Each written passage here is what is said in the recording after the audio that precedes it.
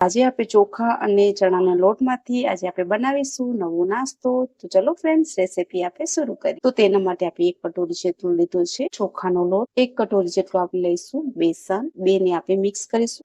હવે એનામાં આપણે ઉમેરીશું જે આપણે કટોરીથી બેસન લીધું છે એ કટોરીથી આપણે પાણી લઈશું અને પાણી આપણે ઉમેરીશું, પછી આપણે મિક્સ કરીશું। આ નાસ્તો જલ્દી બની જાય છે ફ્રેન્ડ્સ, તમે એકવાર જરૂરથી ટ્રાય કરજો। હવે એને આપણે થોડુંક હજી પાણી એનામાં ઉમેરીશું આવી રીતના જો, અને પછી આપણે સારી રીતે મિક્સ કરવાનું છે। જો આવી રીતે આપણે મિક્સ કરી નાખ્યું છે અને કેટલો સોફ્ટ બટર લાગે છે ને કેટલો, જો આવી રીતે આપણે મિક્સ કરી નાખ્યું છે।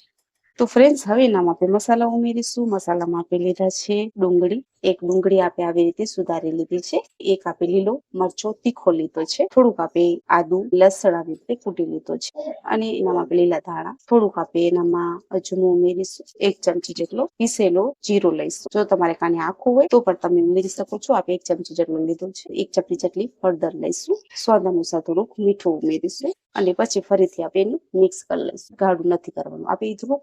તો આપણું બેટર હવે થઈ ગયું છે તૈયાર। થોડીક વાર આવી રીતે ચલાવીશું તો એનાથી સારી રીતે આપણો મસાલો છે એ મિક્સ થઈ જશે આવી રીતે।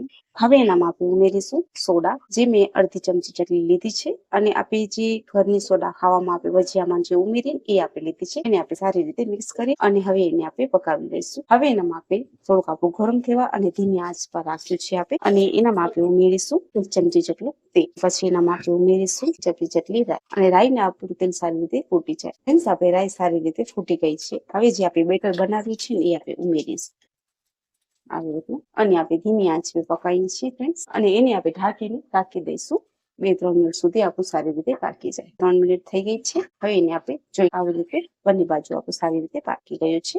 હવે એનામાં આપણે થોડું તેલ ઉમેરીશું 1 ચમચી જેટલું આવી રીતના। હવે એને આપણે બંને બાજુ આવી રીતે હવે આવી રીતે આપણે પલટાવી નાખીશું અને ગેસને આપણે ધીમું કરી નાખ્યું છે। જો કેટલું સરસ લાગે છે, એટલું ટેસ્ટી અને સ્વાદિષ્ટ બને છે ફ્રેન્ડ। તો એકવાર તમે જરૂરથી ટ્રાય કરજો, અને અંદરથી પણ સારી રીતે ફૂલી જાય છે। હવે આપણે 1 ચમચી જેટલું તેલ ઉમેરી નાખીશું, એનાથી જે અંદર આપણે ઉમેર્યું છે ને ફ્રેન્ડ્સ એ સારી રીતે પાકી, તમે જોઈ શકો છો ફ્રેન્ડ બંને બાજુ સારી રીતે પાકી ગયું છે। હવે એને આપણે તમે જોઈ શકો છો આવી રીતે, જો બંને બાજુ સારી રીતે આપણું પાકી ગયું છે। આવી રીતે બધી બાજુ આપણે પલટાવીને હવે આપણે કાઢી લઈશું। આવી રીતે તમે જરૂરથી ટ્રાય કરજો ફ્રેન્ડ્સ, જલ્દી બની જાય છે અને ઘણું બધું આસાન પણ છે, અને આ રેસીપી ખૂબ જ સરસ લાગે છે, ટેસ્ટી અને સ્વાદિષ્ટ લાગે છે। તો ફ્રેન્ડ્સ, તમે એકવાર જરૂરથી ટ્રાય કરજો, અને આ રેસીપી તમને સરસ અને ગમતી હોય તો તમે મારી ચેનલને લાઈક કરજો, શેર કરજો, અને ફ્રેન્ડ્સ સબસ્ક્રાઇબ પણ કરજો, અને ત્યાં સુધી તમારું ધ્યાન રાખજો। ધન્યવાદ ફ્રેન્ડ।